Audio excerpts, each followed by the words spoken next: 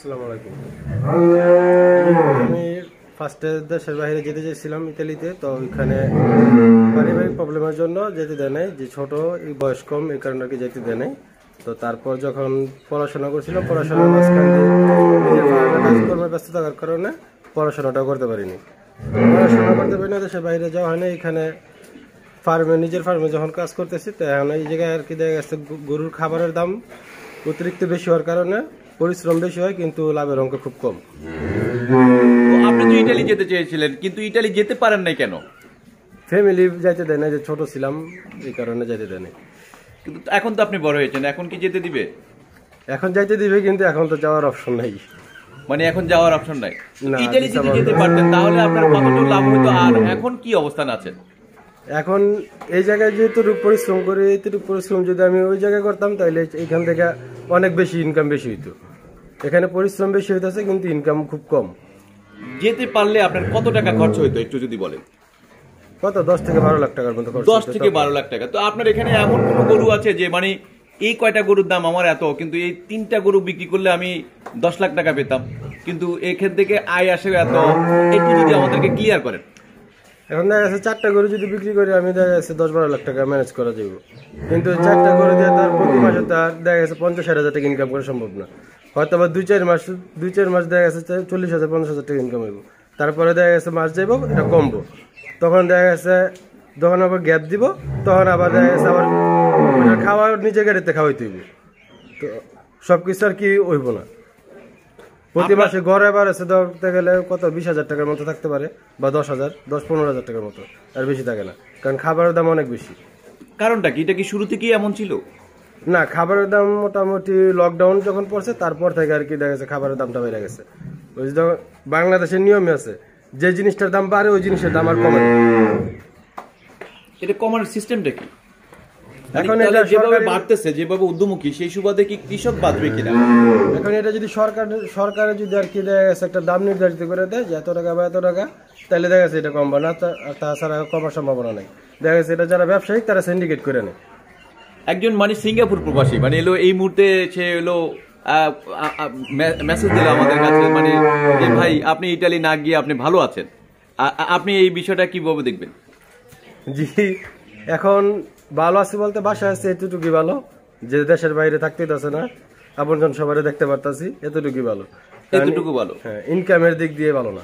অনেক কথা বললাম, কিন্তু আমরা এবার আপনার গরুগুলো একটু দেখাতে চাই। আপনি যে বললেন যে 4টি গরু যদি আমি বিক্রি করে দিই, নর্মালি 10 লাখ টাকা আমি বিক্রি করতে হবে, সেই 4টি গরুটা আসলে কি ধরনের, আপনার খামারে কি এমন গরু রয়েছে কিনা একটু যদি আমাদেরকে দেখাবেন।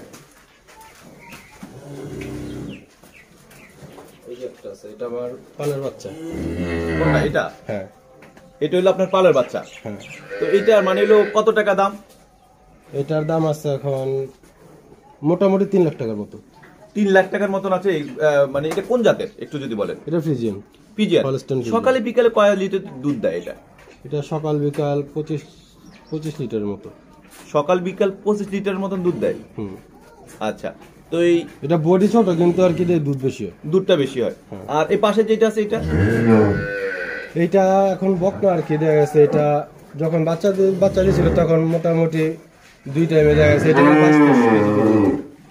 আচ্ছা, তো এটার মানে সকাল বিকাল দুধের মানে হলো রেকর্ডটা কেমন? সকাল বিকাল 2 টাইমে দেখা গেছে এটার মতনই কাছাকাছি 22 থেকে 25 লিটার। 22 থেকে 25 লিটার। তো এই যে আপনার গরুগুলোর মানে রেকর্ড তো ভালো অনেক, মানে সেই সুবাদে এমন কয়টা আছে আপনার এই গরু, মানে টোটাল আপনার খামারে মানে কত লিটার পর্যন্ত দুধ দেয় মানে হলো প্রতিদিন সবগুলো? এখন বকনা টাইপের কিছু আছে, এখন কম হয় আর কি। এই যে এই 2টা, আর ওই যে ওই পাশে একটা আছে কালো বড়, ওইটা 3টা, আর এই যে পাশে আছে যেটা, এই 4টা গরু দুধ বর্তমানে আর কি বেশি। এই 4টা গরু দুধ বেশি। তো আপনি যদি আপনার খামারে এমন মানে হলো 10টা গরু থাকে, তাহলে সেই সুবাদে আপনার কেমন ইনকাম হবে? যে এখন এগুলো তো সবগুলো তো মিলে না। দেখা গেছে যখন নতুন খামার কেউ করে তখন দেখা গেছে সবগুলোর নতুন বাচ্চা দেয়, তখন দেখা গেছে হয়, কিন্তু যারা আর কি রেগুলার করে ওগো তার এরকম থাকে না। দেখা গেছে একটা বাচ্চা দিলে আবার দেখা গেছে আর একটা প্রেগনেন্ট থাকে, তখন ওইগুলো বাচ্চা দেওয়ার পর তারপরে দেখা গেছে দুধ হয়, এভারেজ মিলে না। আপনাদের খামারটা কত বছর বয়স হয়েছে, কত দিন হয়েছে, মানে যে খামারের জন্মটা আর কি? শুরু আমার জন্মের আগে। আপনার জন্মের আগে। এই যে গরু পালন করতেছেন আপনার মানে বাপ দাদারা যখন মানে পালনটা করতো তারা কেমন মানে হলো মানে আয় করতো, আর আপনি এমন কেমন করছেন একটু যদি বলেন। আসলে আমার দাদা মারা গেছে অনেক আগে আর কি, আমার আব্বু তখন অনেক ছোট। তো আব্বুর যখন আর কি আমার বুঝতে শিখি তখন আর কি ইনকাম ভালো ছিল, মোটামুটি খাবারের দাম কম ছিল, দুধের দাম কম থাকলেও দেখা তখন ইনকাম ভালো দেখা যায়। কিন্তু এখন খাবারের দাম অতিরিক্ত বেশি। 37 কেজি গম ভুসি কত 1450 টাকা, বা 1400 থেকে 1450 এর মধ্যে। 30 কেজি মুসুরির চারি যেটা বলি ওইটা হইতেছে 1050 টাকা, 1050 টাকা। তো মুগের সলকা যেটা আর কি, মুগের ভুসি যেটা বলি ওইটা হইতেছে 1800 টাকা 50 কেজি। আপনার এই গরুকে মানে কোন খাবারটা বেশি খাওয়ালে মানে দুধটা একটু বেশি পাওয়া যায়, ভালো পাওয়া যায়? আমি খুব বেশি একটা খাওয়াই না, দেখা গেছে হচ্ছে গম ভুসি, মুসুরি চাটি, মুগের ভুসি আর কুড়া যেটা আর কি বলো, যে চালের কুড়া, এগুলো আর কিছু না।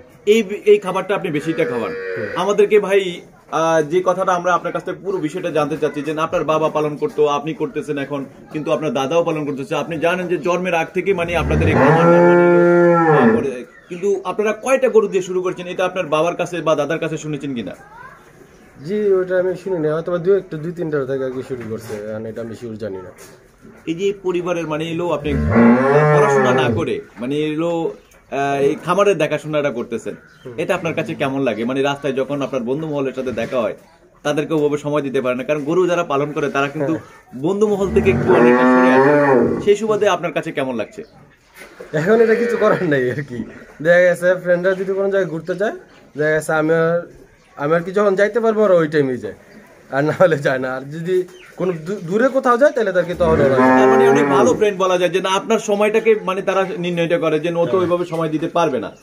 তো আপনি তো এখানে পরিশ্রমটা একটু বেশি করতেছেন, কিন্তু বিদেশের মাটিতে যে পরিশ্রমটা করা লাগবে আপনি কি সেটা কি জানেন? যেন আপনার বন্ধু বান্ধব যারা আছে ইতালিতে তারা কেমন পরিশ্রম করে, আপনি বা কেমন পরিশ্রম করেন?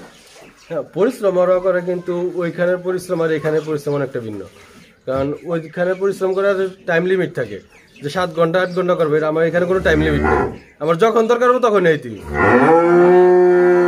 মন চাইলে আপনি ঘুমাতে পারলেন, মন চাইলে আমি আপনি করবো না একটু পরে করবো, হ্যাঁ, কিন্তু এটা তো করতে পারেন, কিন্তু বিদেশে থাকলে কি এটা করতে পারতেন কিনা? এখন এটার মধ্যে মন চাইলে ঘুমাইতে পারবো বলতে, যদি এক্সট্রা লোক রাখি তাহলে দেখা গেছে ঘুমাইতে পারবো, তা না হলে সম্ভব না। কারণ দেখা গেছে সকালবেলা গরুর ঘাস টাস সব কাজ করবে, শেষ করে ঘাস টাস দিয়ে নাস্তা খাইতে খাইতে 11টা বাজে যায়। আপনার এখানে এই খামারটা পরিচালনা করতে আর কোনো কর্মচারী রয়েছে কিনা? আপনার বানিলো দেখাশোনার দায়িত্ব আর কাউকে রেখেছেন কিনা? না, বর্তমানে আর কেউ নেই, আপনি একাই? আমি আর আমার আব্বু। বাপ ছেলে দুজনে মিলে? কি করে সম্ভব? না, এটা অভ্যস্ত হয়েছি করতে করতে। আপনার ফেস কাটিং দেখে, আপনাকে দেখে মনে হয় অনেক স্টাইলিশ, একজন মানে একজন মডেলের মতন দেখতে আপনাকে, মাশাআল্লাহ। কিন্তু আপনি এই গরুর পালনের মধ্যে এত সময় দেন কি করে? এখন দিতে হয়, কিছু করার নাই। যদি লোক আর কি এই কাজে লোক ঠিকঠাক মতো পাওয়া যায় না, পাইলেও দেখা গেছে কিছু লোক দেখা গেছে থাকে, আবার কিছু লোক থাকেও না, সবাই এই কাজটা করে না আর কি। আমরা একটু আপনার গরুগুলো আমরা একটু গরুগুলো একটু দেখানো এবং পরিচয়গুলো দেখাই, কারণ অনেকেই হলো গরু দেখতে পায় না, বা আমাদের ইউটিউব মানে এলো বা ফেসবুকের মাধ্যমে কিন্তু অনেকেই দেখতে পায় সোশ্যাল মিডিয়ার কারণে। কিন্তু আপনি যে গরুগুলো পালন করতেছেন ভাই, আমাদেরকে একটু ক্লিয়ার করবেন যে একজন নতুন খামারি যে প্রবাস থেকে এসে যদি সে গরু পালন করতে চায় তাহলে তার কি করা উচিত? এখন গরু আর কি বর্তমানে যে ভুসির যে দাম বাজারে আর কি, এতে আর কি ছোট গরু পাইলে যে পড়তা পড়ে না। দেখা গেছে একটা গরু যদি 20 লিটার 15 লিটার নিচে দুধ হয়, ওই গরু পাইলে আর কি হয় না, গরুর খাবারের দাম আর ইয়ের দাম, দুধের দাম সেম হয়ে যায়। বর্তমানে গরুর দাম বেশি, কিন্তু দেখা গেছে ভুসির দামও বেশি, অথচ দুধের দাম কম। তাহলে খামারিদের বাঁচার উপায় কি ভাই? এই যে মাঝে মাঝে দেখা গেছে যদি ভুসির দাম যদি কমে তাহলে আর কি সম্ভব, আসলে সম্ভব না। মানে ভুসির দাম না কমলে কোনো রকমই সম্ভব না। তাহলে অনেক ফার্ম নষ্ট হয়ে গেছে, বাঁচা গেছে। আচ্ছা